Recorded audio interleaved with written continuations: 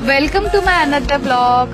तर आजचा दिवस थोडासा वेगळा आहे कारण आज आहे फादर्स डे. तर जगातील सगळ्या बाबांना माझ्याकडून फादर्स डेच्या खूप खूप खूप शुभेच्छा. तर आज मी एका ठिकाणी एक लाईन वाचली की औरत का पसंदीदा मर्द उसके पापा से ज्यादा स्ट्रिक्ट होता है. आणि हे वाक्य मला बऱ्यापैकी खरं वाटतं. माझ्या पप्पांनी मला कधी एवढ्या सूचना दिल्या नव्हत्या जितक्या सूचना मला लग्नानंतर आतूरकडून दिल्या जातात. जेवण करत जा, पाणी पीत जा, वेळेवर झोपत जा, उठल्यावर नाश्ता करत जा, राऊंड मारून येत जा.